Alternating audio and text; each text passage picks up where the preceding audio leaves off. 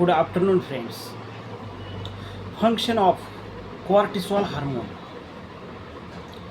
Cortisol hormone is also known as stress hormone. याला ताणतणावाचा hormone पण म्हणतात. ज्यावेळेस हे हार्मोन आपल्या बॉडीमध्ये नॉर्मलपेक्षा जास्त झालं तर आपल्याला ताणतणाव येतो, टेन्शन येतं. कॉर्टिसॉल हार्मोन हे ॲडर्नल ग्लँड सिक्रेट करते, जे की ही ग्लँड आपल्या किडनीच्या डोक्यावर त्याचं लोकेशन आहे. तर ह्या हार्मोनचं आपल्या बॉडीमध्ये काय फंक्शन असतं, काम असतं. पहिलं function, regulate blood sugar level. आपल्या बॉडीमध्ये ब्लडमध्ये जी काही शुगर असते त्याला रेग्युलेट करायचं काम असतं. हे कॉर्टिसॉल करतो. म्हणजे आपण फॉर एक्झाम्पल ज्यावेळेस आपण वर्कआउट करतात त्यावेळेस आपल्याकडे काहीच एनर्जी नसते आणि आपल्या लिव्हरमध्ये 100 ग्रॅम इतकी एनर्जी स्टोअर असते, जे की आपल्या लिव्हरमध्ये विटॅमिन्स, कार्बोहायड्रेट, प्रोटीन, फॅट ही स्टोअर असतं. ज्यावेळेस आपल्याला जेवण भेटत नाही त्यावेळेस ते लिव्हर ही जी स्टोअर केलेली एनर्जी आहे ती बॉडीला प्रोव्हाइड करते आणि आपली बॉडी चालते.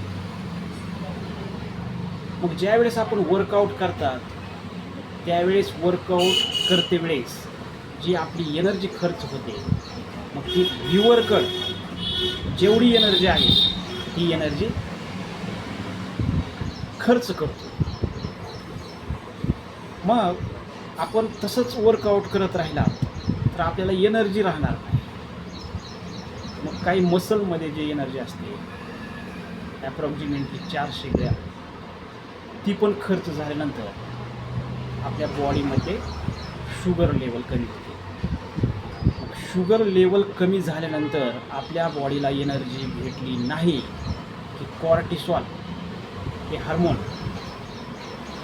हे लिव्हरकडे जातं आणि लिव्हरला सांगतं की पूर्ण बॉडीला एनर्जी नाही, ऊर्जा नाही, तर तुम्ही ती ग्लायकोजनच्या स्वरूपात जी स्टोअर केलेली एनर्जी आहे ती एनर्जीचं कन्वर्ट ग्लुकोजमध्ये करा आणि बॉडीला एनर्जी द्या.